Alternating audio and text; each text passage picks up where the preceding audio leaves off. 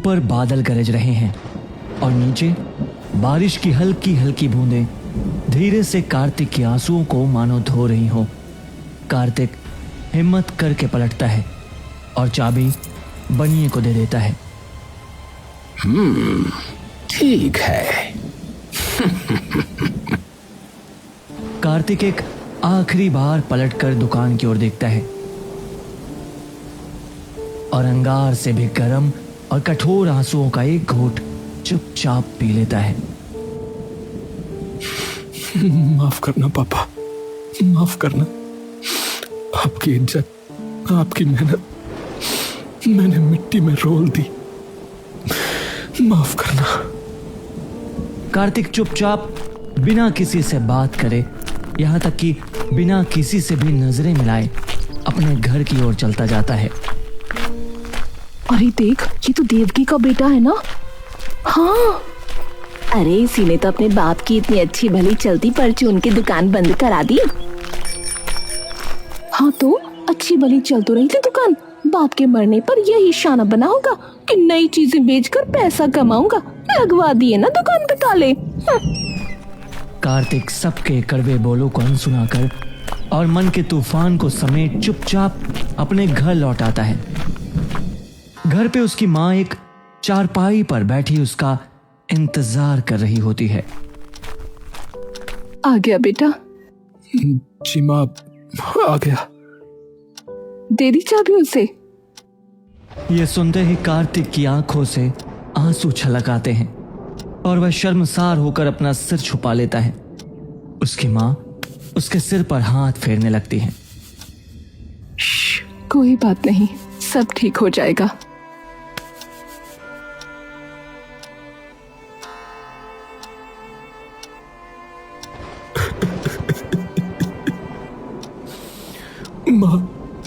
माँ मैंने सब बर्बाद कर दिया। माँ, सब खत्म कर दिया। लोग सही कहते कि मैंने अपने बाप की इज्जत की धज्जियां उड़ा दी जो उन्होंने सालों लगाकर उस दुकान से कमाई थी। अरे तू अपने पापा की बात भूल गया। मन के जीते जीत है, मन के हारे हार। तेरे पापा ने भी तो वो दुकान मेहनत करके ही बनाई थी, तो तू भी तो कर सकता है। मैं न पापा जितना बन सकता हूँ और न ही मैं उतना बनने के लायक हूँ। माँ, किसने कहा कि तू पापा जितना बन? ये तो कभी तेरे पापा ने भी नहीं कहा। वो पता है क्या कहते थे तुझे देखकर? क्या कहते थे? कि तू उनसे भी बड़ा आदमी बनेगा एक दिन, जिसकी इज्जत सिर्फ उसके परिवार में नहीं बल्कि पूरे गांव में होगी। कार्तिक ये सुनते ही एकदम बिखर जाता है और अपनी माँ के सीने से चिपक कर रोने लगता है। शाम ढल जाती है लेकिन कार्तिक चुपचाप अभी भी अपने बिस्तर पर ही लेटा होता है। तभी उसकी माँ वहां आती है। ए बेटा, चल उठ भी जा और जा एक बार भैरव के मंदिर पे प्रसाद चढ़ा। आज रविवार है, जा। अच्छा होगा आज भैरव पर जाना, और क्या पता कि तेरी मन्नत सुन ही ले आज प्रभु।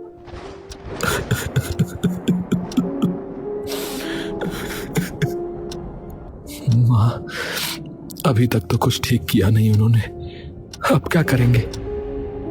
बेटा जी, एक वक्त पर खुद से भले ही मुंह मोड़ लो, पर कभी अपनी आस्था से मुंह मत मोड़ना, क्योंकि हमें नहीं पता होता कि कब हमारी आस्था हमारी जिंदगी का रुख बदल दे। कार्तिक कुछ नहीं बोलता।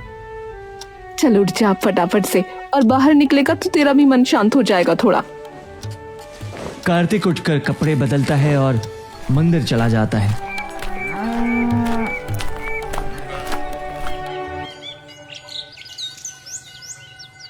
कृपा करो प्रभु, कृपा करो। न कोई रास्ता दिख रहा है और न ही कहीं कोई रोशनी। ये अंधेरा अब और गहराता जा रहा है प्रभु। कुछ तो करो प्रभु, कोई तो रास्ता दिखाओ। तभी पीछे से कुछ गांव वालों की आवाज उसके कानों में पड़ती है। अरे बाप का धंधा चौपट करवा के यहाँ खड़ा है नालायक मजे से, बेशरम कहीं का। अरे सही में बेचारा इतना भला आदमी था, है इसका बाप। वो भी ऊपर बैठा रोता होगा इसके कर्मों की वजह से भैया है। ए भैया, ऐसा बेटा जो है ना भगवान किसी को ना ही दे तो अच्छा है। हाँ। गांव वालों के शब्द तीर की तरह कार्तिक के सीने में जा घुसते हैं। कार्तिक रोता हुआ मंदिर से भाग निकलता है और कई देर तक बिना रुके बिना थके बस आंखों में सूखे आंसू लिए और मन में पीड़ा का ज्वार समेटे बस दौड़ता जाता है, दौड़ता जाता है, दौड़ता जाता है। सांसें उखड़ी हुई, पैर बिल्कुल पत्थर से सख्त, लेकिन कार्तिक रुकने का नाम तक नहीं ले रहा था।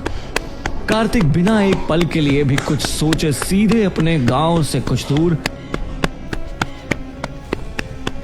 पहाड़ियों पर जा धमकता है। पहाड़ियों के अनजान रास्तों पर वो बिना सोचे समझे बस दौड़ता जाता है, दौड़ता जाता है और तभी उसे अपने सामने एक विशाल दरवाजा दिखता है। उस दरवाजे को देखते ही कार्तिक एकदम से रुक जाता है।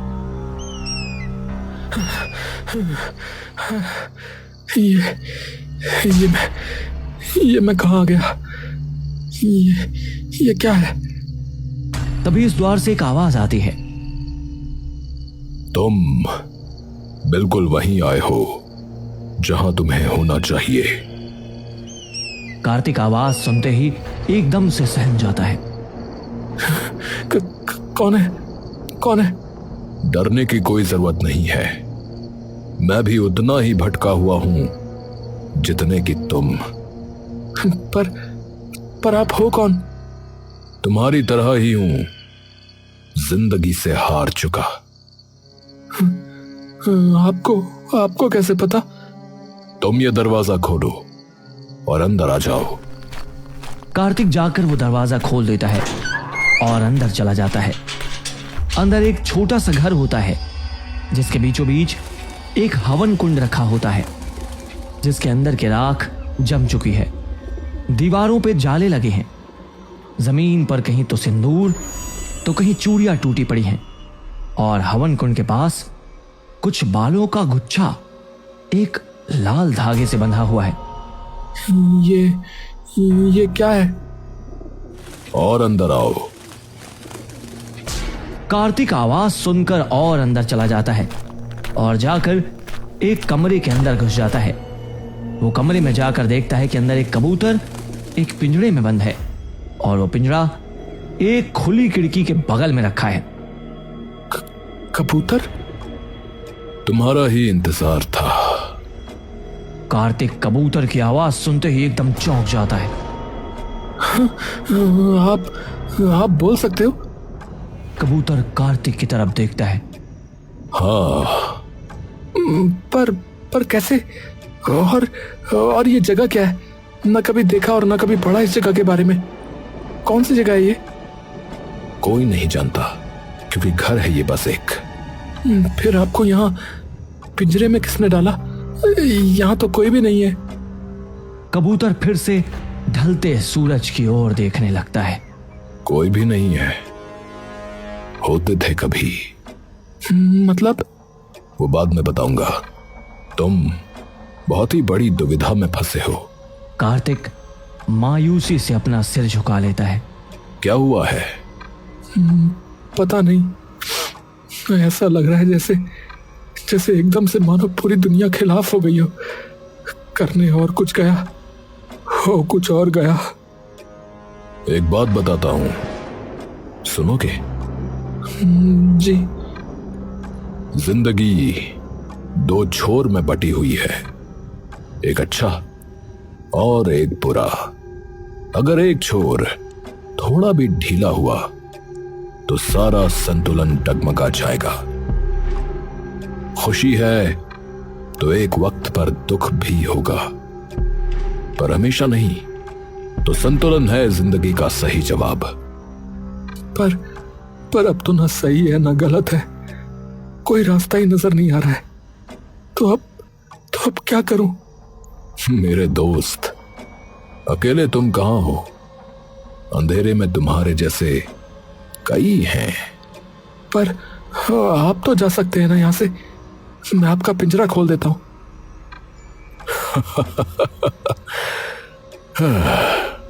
इतना आसान होता तो कब का जा चुका होता। तो क्या तरीका है? तुमने जैसे ही इस घर में कदम रखा वैसे ही तुम्हारी और मेरी तकदीरें एक साथ जुड़ गई।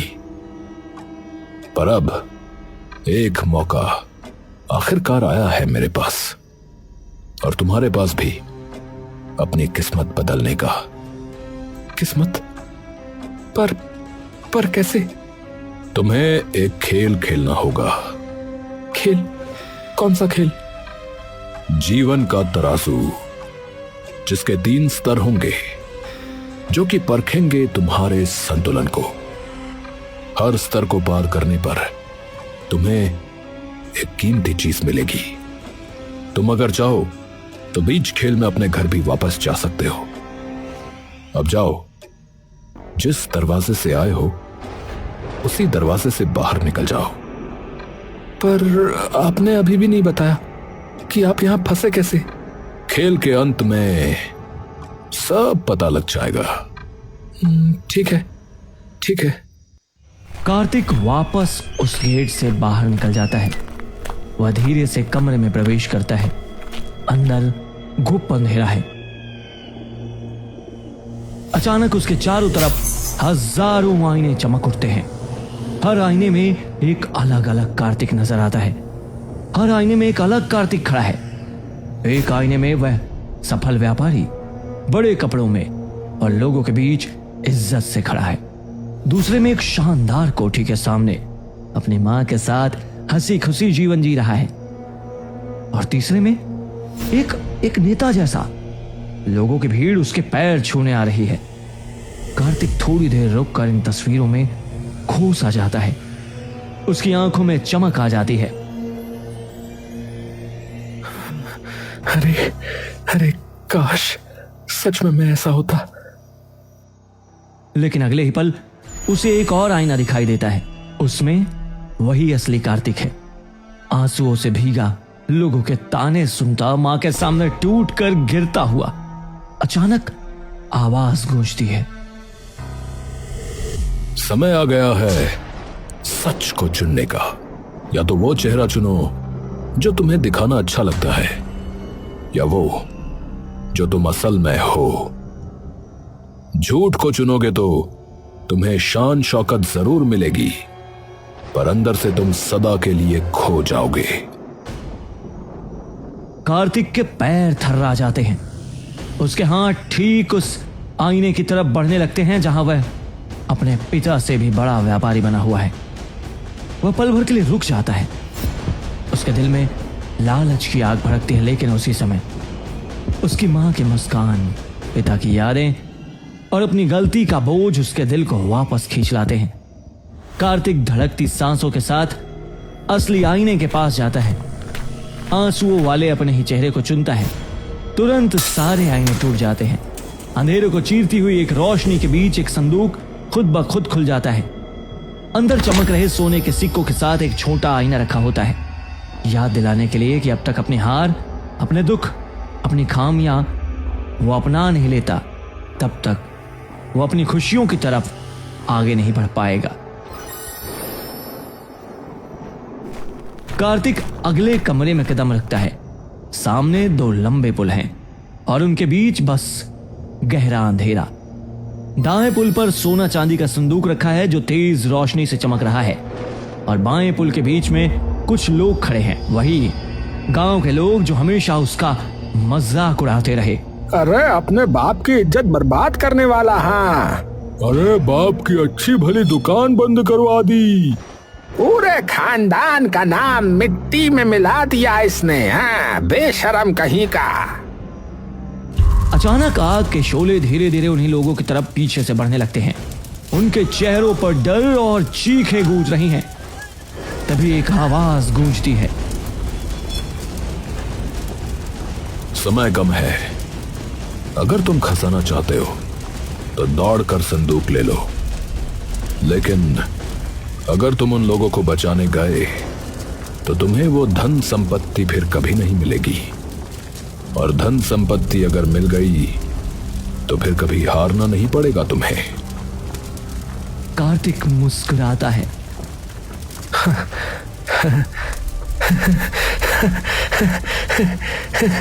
अरे अरे, मन के जीते जीत है, मन के हारे हार, मन का मीठा बात तू, मन में रंजिश मार। कार्तिक हंसकर बिना सोचे सीधे उन लोगों की तरफ भाग पड़ता है और रस्सी तोड़कर सबको अपने साथ पुल से बाहर ले जाता है। सभी लोग उसकी ओर देखकर मुस्कुराते हैं और गायब हो जाते हैं। ये भाग भी तुमने जीत लिया। अब आखिरी पड़ाव। कार्तिक एक गहरी लंबी सांस भरता है। आखिरी पड़ाव बहुत कठिन होने वाला है और ऐसा भी मुमकिन है कि उसमें तुम्हारी जान भी चली जाए, तो सोच समझ कर आगे बढ़ना। अब तो मेरे पिता का साहस मेरी नसों में दौड़ गया है, तो अब जो आए आ जाए। कार्तिक आगे कदम बढ़ाता है और अगले कमरे में चला जाता है और जाते ही देखता है कि सामने एक अनंत समुद्र फैला है। आसमान काला, बिजली चमक रही है, लहरों की गर्जन आसमान चीर रही है। दूर समुद्र के बीच एक चमकता हुआ संदूक नजर आता है जो लहरों के बीच एक छोटी सी चट्टान पर रखा है। अचानक आवाज गूंजती है। यह है तुम्हारा आखिरी पड़ाव। बीच समुद्र और ऐसे खौफनाक तूफान में तुम्हें उस चट्टान पर रखे उस संदूक तक पहुंचना होगा। पर याद रखो, समुद्र तुम्हें निगल भी सकता है और उस संदूक में कोई खजाना नहीं है, सिर्फ उस कबूतर के पिंजरे की चाबी है, जिससे वो कबूतर आजाद हो जाएगा। तो तुम अभी भी वापस जा सकते हो, क्योंकि तुम्हारे पास पहले से सोने के मोहरों का संदूक है जो तुमने पहले पड़ाव में जीता था। कार्तिक कुछ पल खामोश खड़ा रहता है, फिर अपनी मां की मुस्कान और कबूतर की आंखें याद करके वो जवाब देता है। मेरी मां कहती थी कि जब कोई भरोसा करके आपका हाथ थामे ना, आपकी मदद करने के लिए, तो कभी भी उस इंसान का हाथ सूना मत छोड़ना। जब उसको आपकी जरूरत हो, तो अगर मैं ये सब कुछ ले भी गया तो अपनी मां से नजरें नहीं मिला पाऊंगा, क्योंकि मुझे अंधेरे से बाहर उसी कबूतर ने निकाला है और अब मेरी बारी है उसे उसके अंधेरे से बाहर निकालने की। वो समुद्र पे रखी एक छोटी सी लकड़ी की कश्ती लेकर समुद्र में उतर जाता है। लहरें उसे जोर से टकराती हैं, हर लहर उसे डुबाने की कोशिश करती है। कभी वो पानी के नीचे चला जाता है तो कभी सिर्फ उस कई किश्ती का कुछ हिस्सा ही दिखता। उसका चेहरा खून से भर जाता है, सांसें घुटने लगती हैं और तभी एक बड़ी लहर आती है और उसे पूरा डुबो देती है। तभी कार्तिक की आंख खुलती है। उसके सामने एक संदूक रखा होता है। वह उठकर उस संदूक को खोलता है और देखता है कि उस संदूक में कई सारे हीरे जवाहरात और पैसे हैं और उनके बीच में एक बड़ी सी चाबी है। कार्तिक वह संदूक लेकर तुरंत वापस उस घर में उस कबूतर के पास चला जाता है।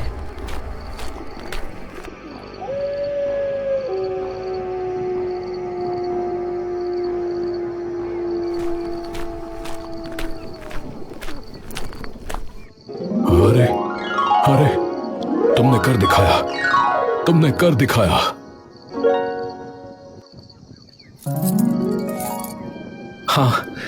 हाँ, सब तुम्हारी वजह से। कार्तिक आकर उस पिंजरे को खोल देता है। वह कबूतर तभी बाहर आकर कार्तिक के कंधे पर बैठ जाता है। मतलब तुम अपनी जान की परवाह किए बिना उस समुद्र में उतर गए। अरे क्यों नहीं उतरता? तुमने मुझे बचाया, तो मेरी भी तो जिम्मेदारी थी ना तुम्हें बचाने की। तुम्हें पता है, इतना तो मेरे किसी सगे ने भी मेरे लिए नहीं किया। तुम्हें जाननी थी ना मेरी कहानी, तो सुनो। मेरी माँ तांत्रिक विद्या में बहुत ही बड़ी विद्वान थी।